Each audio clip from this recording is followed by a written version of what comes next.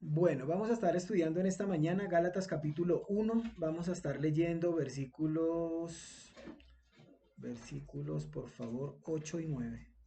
8 y 9 de Gálatas, por favor, vamos a Gálatas. No sin antes recordar algo.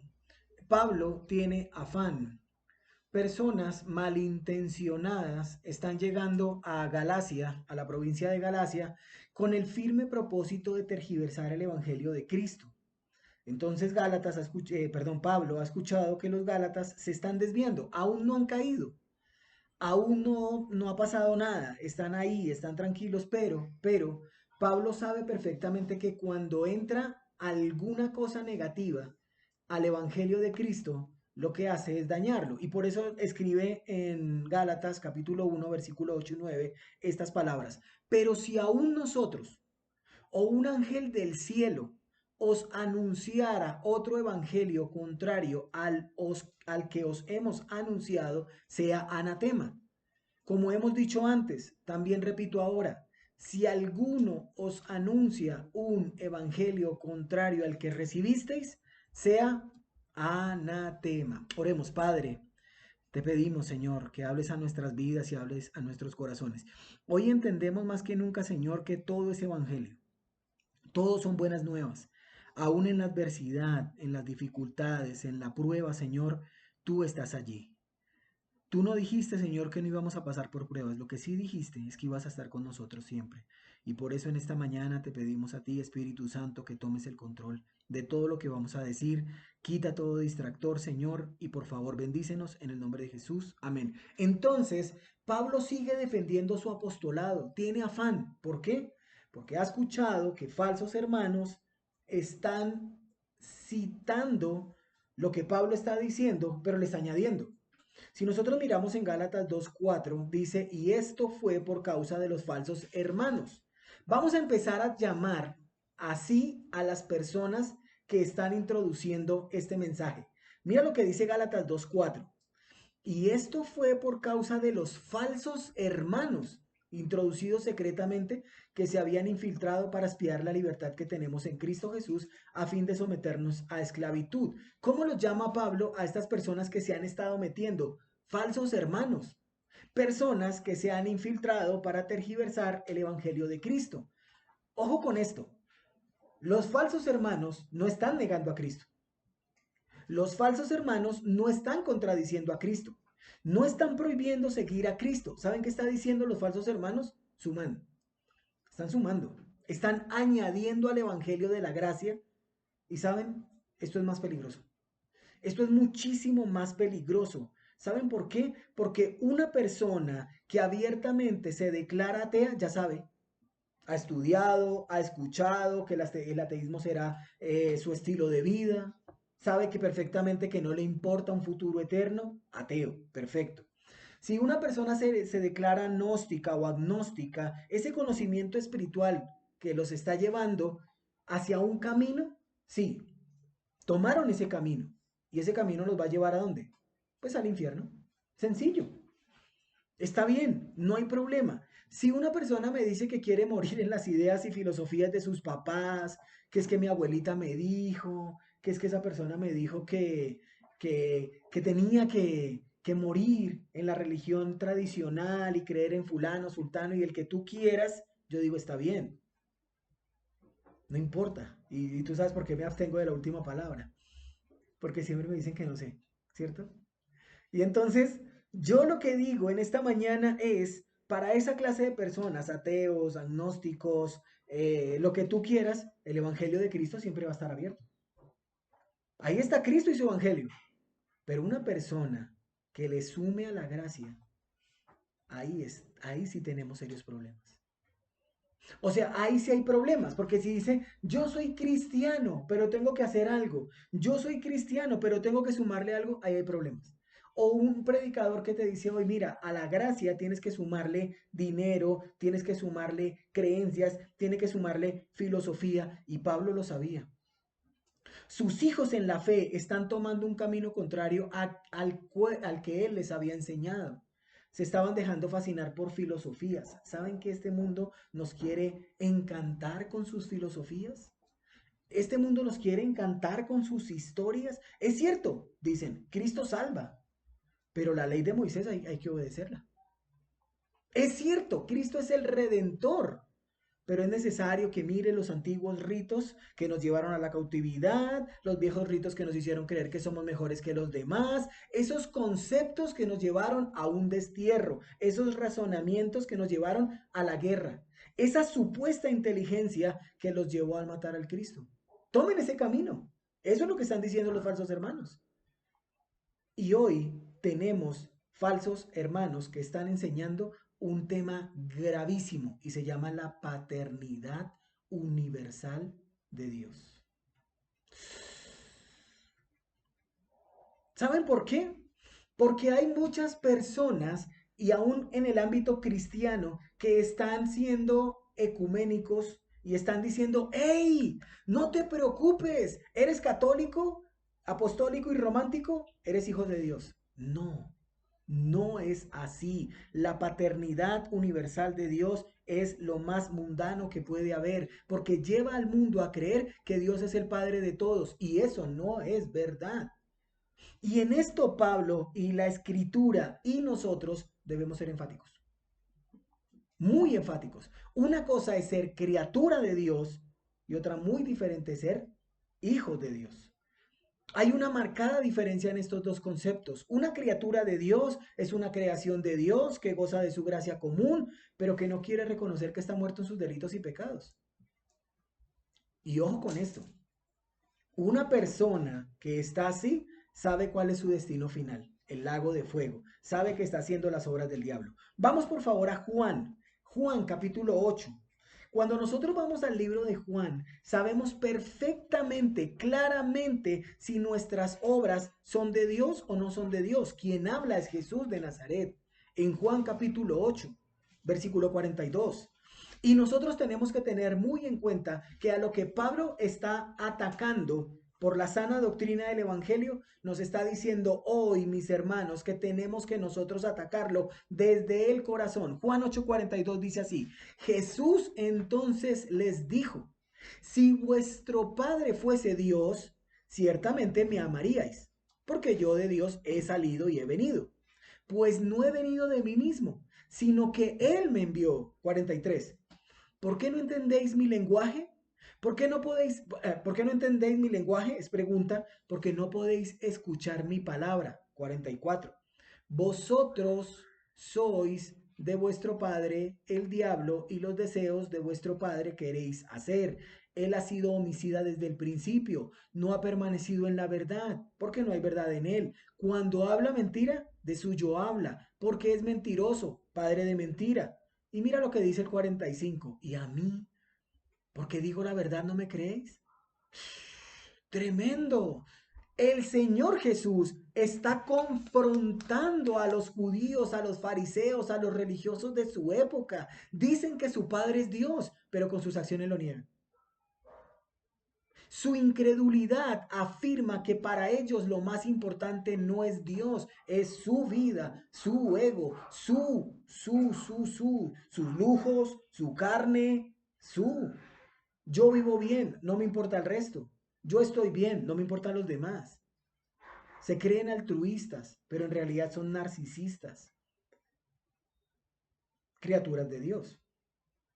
El Señor siempre hace un énfasis y eso es lo que Pablo le está diciendo a los Gálatas y a hoy, a nosotros por aplicación. El Señor siempre hace énfasis que un verdadero hijo ama a Cristo, a su palabra, a su espíritu, lo obedece y cada día se quiere parecer más a Él.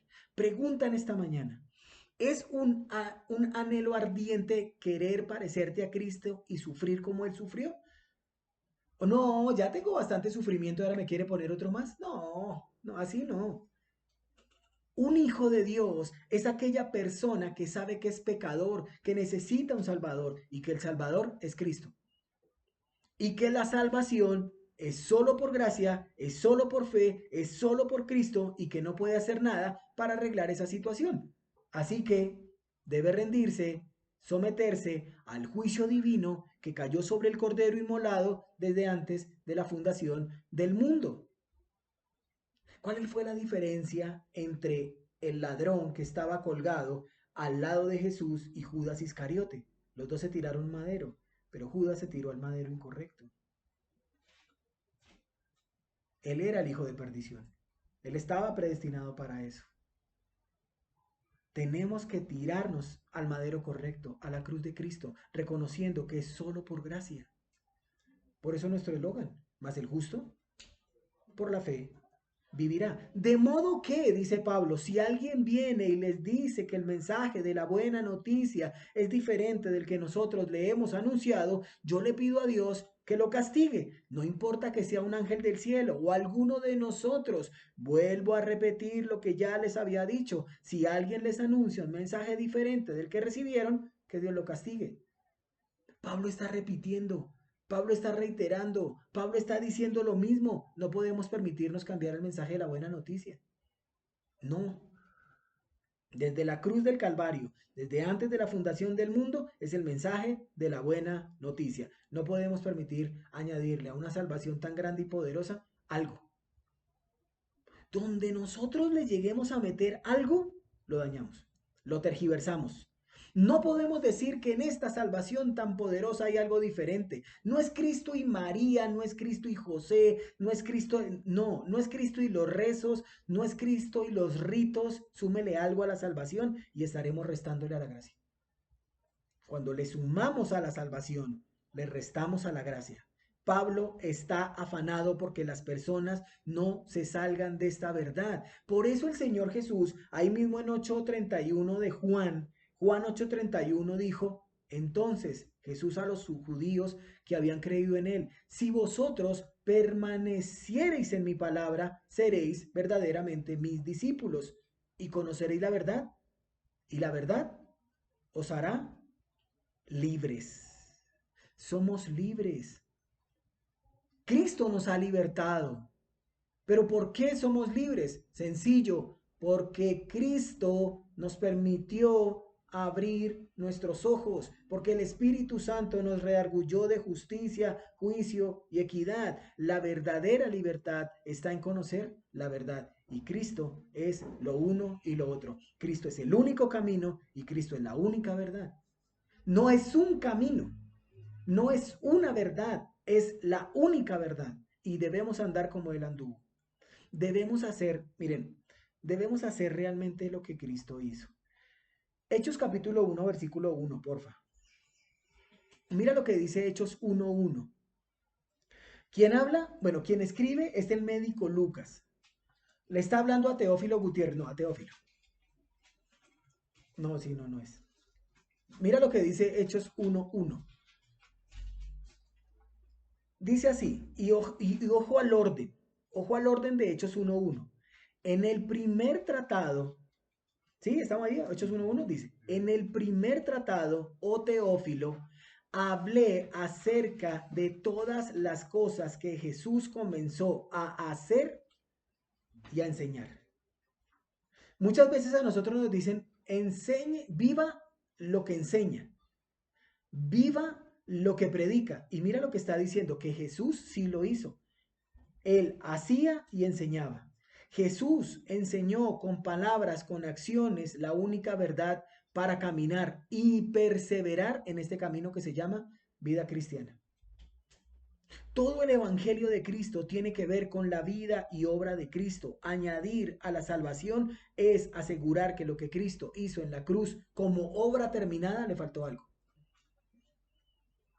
Nosotros no podemos decir la obra de Cristo fue tetelestai. ¿Se acuerdan que es tetelestai? Consumado es, ¿sí o no? Y si dice consumado es, significa que la deuda quedó totalmente pagada. Decir que yo le puedo añadir algo a esa salvación es decir que no es tetelestai. O sea, Cristo, lo siento, te falta mi conocimiento, te falta mi sabiduría, te falta mi, no, te falta nada. Le está, sí, nada, eso no nada, nada. Dice, la pregunta en esta mañana es, ¿le estamos añadiendo alguna cosa a la salvación de Cristo? ¿Será que nosotros mismos estamos cometiendo esos errores? Mis pensamientos, mis filosofías, mis creencias, o también estamos metiendo mis dudas, mis miedos, mis atajos, mis pretextos, ¿qué le estamos añadiendo a una salvación tan grande?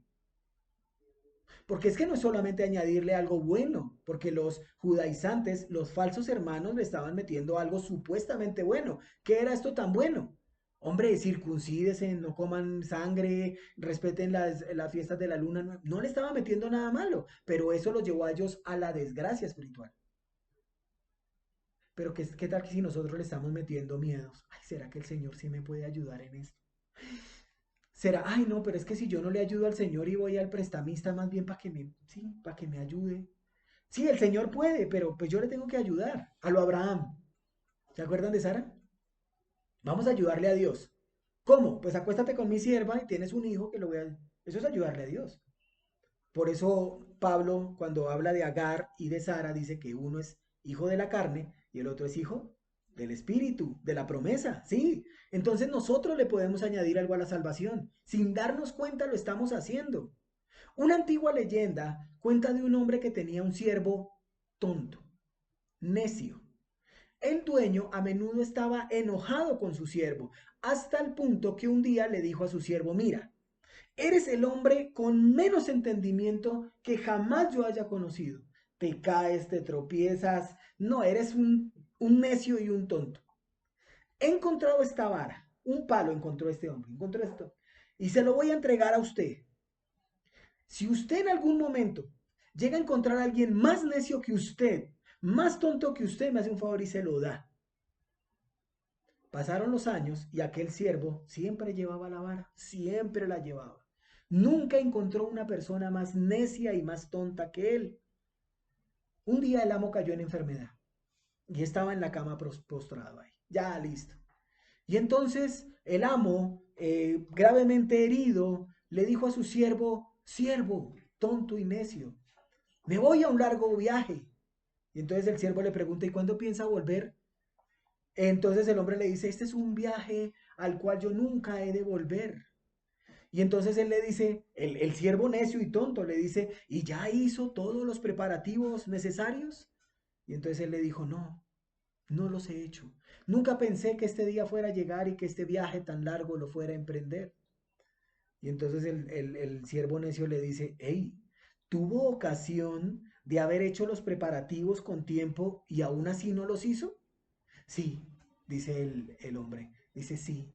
He tenido toda mi vida o tuve toda mi vida para poder hacerlos, pero he estado ocupado con otras cosas. Y entonces el siervo necio le dice, realmente esta vara la merece más usted que yo. Porque pudo haber hecho los preparativos, tenía todo el tiempo, tenía las fuerzas, tenía todo. ¿Entiende que a veces nosotros somos más tontos y más necios que este hombre?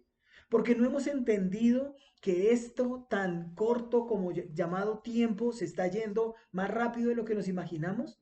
Sin embargo, fallamos en hacer los verdaderos preparativos para una eternidad.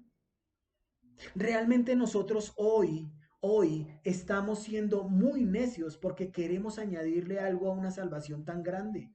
Nosotros en este momento en nuestras manos tenemos esa vara que no queremos soltar. ¿Cuáles son los preparativos para la eternidad? Primero, no le añadas nada a la salvación. Segundo, todo lo que sucede en nuestro alrededor es con el firme propósito de crecer, creer y madurar y parecernos más a Cristo. Mira lo que dice Efesios 2:10. Efesios capítulo 2 versículo 10 dice así, porque somos hechuras suyas, creados en Cristo Jesús para buenas obras, las cuales Dios preparó de antemano para que anduviésemos en ellas. Efesios capítulo 2 versículo 10, hay una responsabilidad humana. Fuimos salvos no por obras, pero sí para buenas obras, porque las buenas obras son el resultado de la salvación, pero los falsos hermanos querían obras. Los falsos hermanos quieren que los vean. Mire yo cuán santo soy. Mire yo, míreme a mí, siga mi ejemplo. Pero los falsos hermanos querían introducir en el corazón del verdadero creyente que los ritos, que las costumbres, que las ceremonias les ayudaría a ser mejor como ellos. ¿Alguna vez vimos un fariseo que decía, no, yo estoy mal? Un fariseo siempre decía, yo estoy bien. ¿Se acuerdan del publicano y el fariseo? Yo no soy como este tipo que ni diezma, ni ofrenda, todos ritos externos. Sí, puro rito externo. No es que, ¿cómo eran ellos? Personas que juzgan, que creen tener la verdad, personas que se ofenden con facilidad, que son rápidas para juzgar, que siempre tienen una disculpa para sus errores, siempre se justifican fácilmente. Un fácil hermano te enseña lo que debes hacer, te enseña un evangelio diferente y dice, tranquilo, no pasa nada si no vas a la reunión hoy. Eso te dice un falso hermano, no pasa nada si no vas a la reunión, por un día que no vaya. Un falso hermano te dirá, mire, por allá no vuelva, le lavaron el cerebro. Eso te dice un falso hermano. ¿Saben por qué? Porque para una persona así la eternidad no vale nada. Para una persona así, lo único que le importa es él, sus intereses personales, que esté bien, vivir bien. Eso es lo que buscan los falsos hermanos. ¿Saben qué busca un falso hermano? Introducir en el corazón de las personas que se puede vivir bien aquí y ahora sin necesidad de Dios. Sin Dios, sin ley. Sé una buena persona. Eso sí, mi hijo, nunca vaya a fumar, nunca vaya a tomar, nunca vaya a ver pornografía y verá que va bien. Eso no es ir bien. Eso no es ir bien. ¿Saben qué es ir bien? Ir bien es entender que más el justo por la fe vivirá. La escritura siempre nos habla en dual, o somos justos o somos injustos, o vamos para el cielo o vamos para el infierno. No hay otra manera de vivir esta vida. Pablo nos está advirtiendo que hay un evangelio diferente, que está pervirtiendo el corazón de sus verdaderos hermanos. ¿Saben por qué? Porque si hay falsos hermanos, hay verdaderos hermanos. Si hay personas que buscan tu edificación, también hay personas que buscan tu destrucción. Es la realidad de la vida.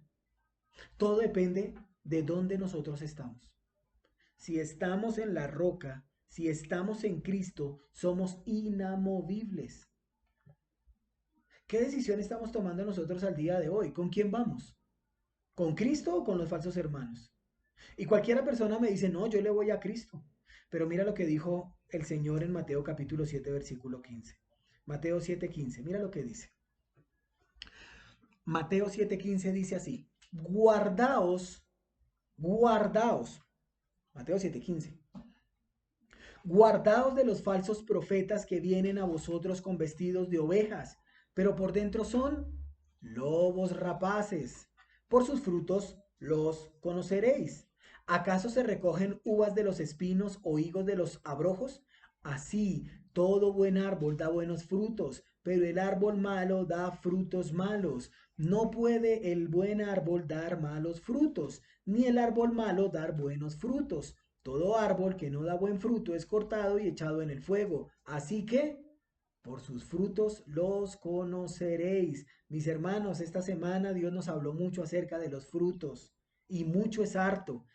Demasiado nos habló en esta semana. ¿Cuáles frutos? John MacArthur, el pastor John MacArthur, dijo así con respecto a esos frutos.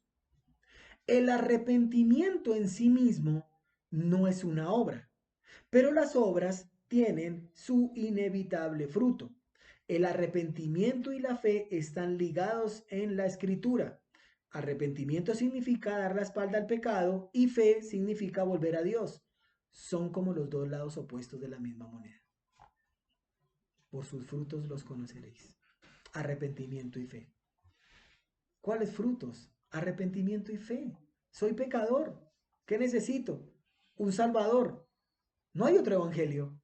Añádele algo más a esta verdad. No se puede. Pregunta en esta mañana, entonces, ¿por qué los falsos hermanos hacen lo que hacen? ¿Por qué? Sencillo, como nosotros lo hemos visto muchas veces en 1 Corintios capítulo 11 con respecto a la cena del Señor, es necesario que hayan divisiones. ¿Sí o no que dice así? ¿Dijo Pablo eso? ¿Por qué? ¿Por qué es necesario de que hayan divisiones? Porque así realmente sabemos de qué estamos hechos. Porque si nosotros estamos mirando a Cristo, si nosotros estamos mirando a Dios, no nos va a importar nada. Los falsos hermanos tienen sus propias ordenanzas, tienen sus propias reglas para pervertir el Evangelio de Cristo y hoy tenemos que ser muy cuidadosos con este tema. porque en la época de Pablo, los falsos hermanos querían que los hombres se circuncidaran como requisito para la salvación. ¿Estaba Pablo acaso en contra de la circuncisión? No, cierto que no. Entonces, ¿por qué este choque con los que estaban circuncidando? Mira, miremos por un momento para ilustración Hechos 16.1. Hechos 16.1 nos habla de un muchacho, un joven. Hechos 16.1 nos dice a nosotros que Pablo fue a un viaje y que allí se encontró con un gran joven, con una gran persona. Mira lo que dice Hechos 16.1. Después llegó a Derbe y a Listra. Y he aquí, había allí cierto discípulo llamado Timoteo, hijo de una mujer judía, creyente, pero de padre griego, y daban buen testimonio de él los hermanos que estaban en Listra y en Iconio.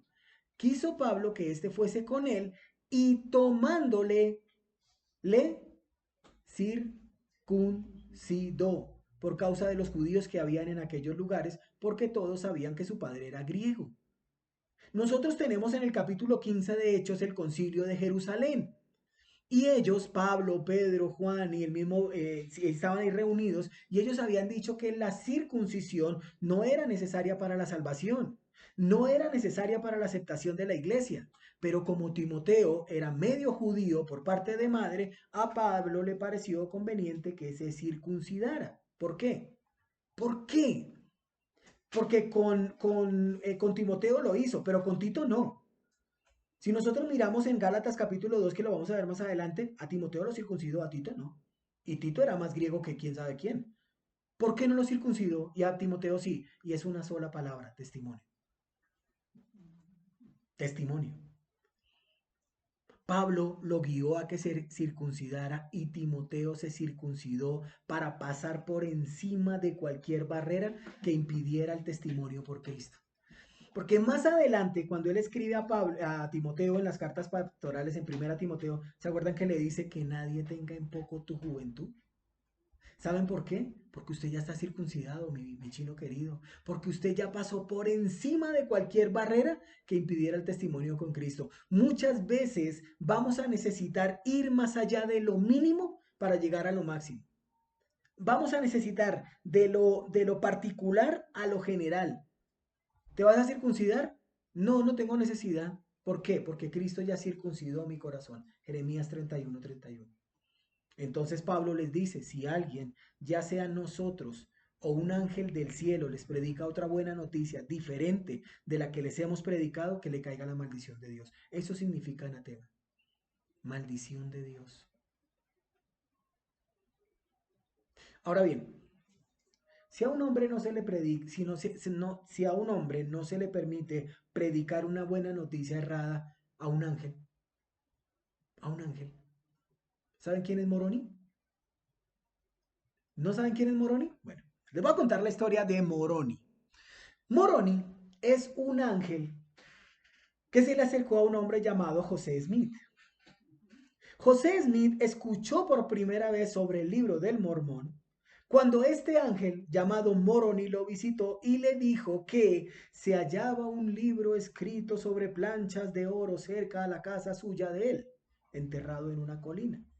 Curiosamente, este hombre y secta, llamada la Iglesia del Mormón, se fundó a través de una supuesta visión que José Smith vio a través del ángel llamado Moroni.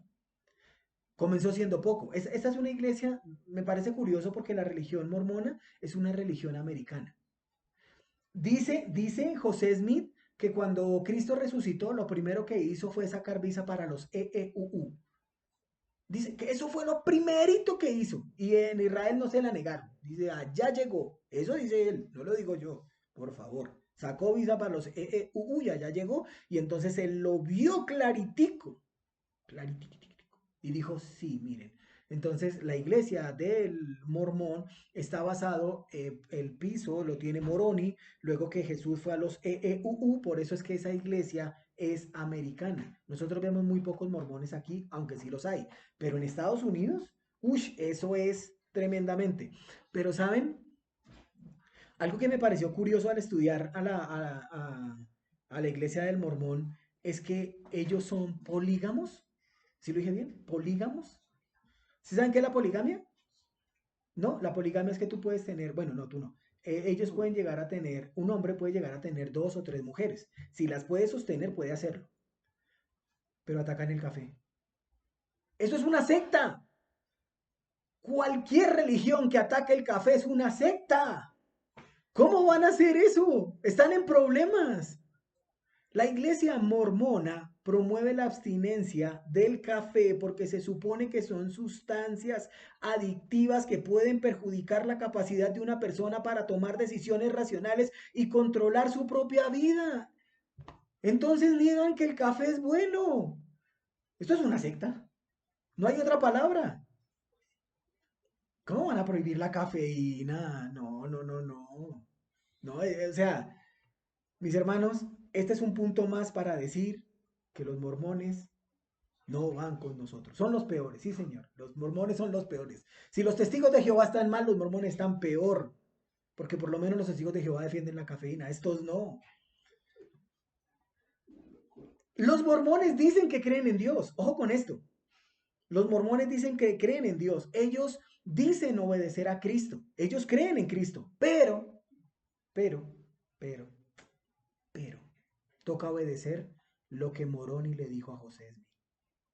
Hacer ciertos ritos judíos, respetar ciertas cosas del Islam y por supuesto se puede tener más de una esposa. Ah, pero no tomar café. ¡Qué brutos! Si nos damos cuenta, lo que busca el hombre al añadir es que lo vean. José Smith, Moroni. Si nos damos cuenta que siempre, siempre hay que añadirle algo. Y yo les digo algo, esa clase de historias suenan escandalosas, pero al día de hoy vemos predicadores que dicen, yo venía camino a la iglesia, venía muy tranquilo cuando de un momento a otro escuché una voz audible que me decía, cambia el sermón, y yo le dije, Señor, ¿qué quieres que yo predique hoy? Ve a Malaquías capítulo 3 versículo 10 y empiezan a hablar de dinero. Necesito decirle algo muy importante, iglesia. Voy a cambiar el carro y Dios me dice, ¿cómo fue que dijo este hombre? Dijo, tenemos una deuda muy grande. Tengo 2 malas noticias. Dijo así este predicador. Tengo una buena y una mala. ¿Cuál quieren primero? La mala, perfecto. La mala es que esta misma noche, a las 12 de la noche, se vence la cuota de $1.000 millones que tenemos que pagarle al banco por este terreno. Y todo es bueno. Y la buena es que todos ustedes tienen la plata. Sáquenla. Así lo dijo este hombre. Esa clase de evangelio, mis hermanos, no está permitiendo que la sana doctrina penetre en el corazón de las personas. Esa clase de ángeles caídos solo merecen una cosa de parte de Dios. ¿Y sabe qué dice Gálatas capítulo 1 versículos 8 y 9? Que caiga bajo maldición. O sea anatema. ¿A qué vino Cristo? ¿Cuál es el propósito de Cristo? Lucas 19:10 dice, porque el Hijo del Hombre vino a buscar y a salvar lo que se había perdido. Ese es el tema principal del Evangelio. Notamos que Pablo dice ahí en Gálatas capítulo 8, dice, si aún nosotros, imagínate, o sea, nosotros está incluyéndose él. Eso es lo que está diciendo, ¿cierto? O sea, Pablo es como si dijera, miren, ¿saben qué? Yo mismo un día perdí la memoria, olvidé el camino, me desvié, un compañero mío, alguien que viene aquí, dice que Pablo es mi maestro, mi pastor, y quiere decirles a ustedes esto, díganle, no, no, no. ¿Saben cuál es el problema de hoy de nosotros? Que nos encantan las historias y las fábulas. ¿Cuántos quieren ser millonarios? Pues vayan al programa de la Serna, todavía la Serna, ¿no? Ya no hay, ¿no? ¿Quién quiere ser millonario? Aquí lo que está Pablo diciendo es un afán, una vehemencia, un coraje, una irritación. Imagínense que le digan a uno que caiga sobre usted una maldición. Y ojo, ojo con esto. Es el apóstol Pablo. Si el apóstol Pablo sanaba y se sanaban, si el apóstol Pablo maldice, tremendo, ¿sí o no? Y él le dice al que si usted viene con un mensaje, sea maldito. O sea, de una. Pablo está colocando sobre la mesa el castigo de aquel que se desvía. Y si los falsos hermanos predicaban esto, serían malditos. ¿Qué pasará con los que le sigan? ¿Saben? Ahí se me ocurrió, ¿cómo es que es? Eh, Suposiciones 3:15, ¿sí? Vamos a Suposiciones 3:15, dice, soldado advertido no muere en guerra. O es el primero que cae. ¿Sí o no? Desafortunadamente esa es la verdad. Siempre la escritura nos advierte, nos amonesta, nos instruye. Mire, no se vaya por allá. Ese camino es amplio, ese camino es ancho, ese camino tiene mucho espacio y muchos van a entrar por él. Pero la escritura dice, porque estrecha es la puerta, angosto el camino que lleva a la vida y pocos son los que la hallan. ¡Qué ofrecimiento!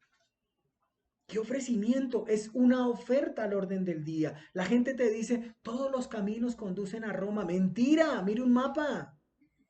Mire un mapa y verá que no todos los caminos conducen a Roma. No es verdad. Y asimismo la gente cree que por ser buena, amable, agradable, sincera, tranquila, pero va por el camino ancho. Dice, pero así voy para el cielo. Voy al cielo y va llorando. No, señor, así no es. El ser humano debe elegir un camino. La puerta estrecha es el del arrepentimiento y fe. Es el camino de Cristo. Es el único evangelio sin añadidura. Es la vía que nos lleva a la vida eterna. La puerta ancha es créale a Moroni. Pues imagínese. No, pero yo a Moroni no le creo. Ya no. No le creo. ¿Saben qué dice? Créele al humanista, al filósofo, al psicólogo y haz todas las cosas que te demande hacer. Sí, es un camino. Sí, es una vía, pero te lleva derecho al infierno. Simple. Como hemos dicho antes, dice Pablo, también vuelvo a decirlo ahora, sea quien sea que les esté declarando como buenas nuevas algo más allá de lo que aceptaron, sea maldito. Tenemos que estar en guardia. Hay falsos hermanos hoy en día, los hay. Y Pablo, la escritura y este siervo suyo al día de hoy nos está amonestando como hace 2000 años tal vez, 1900 años tal vez que escribió Pablo esta carta a los Gálatas, hoy también nos lo está diciendo. Si aceptamos la amonestación, no tendremos necesidad de disciplina.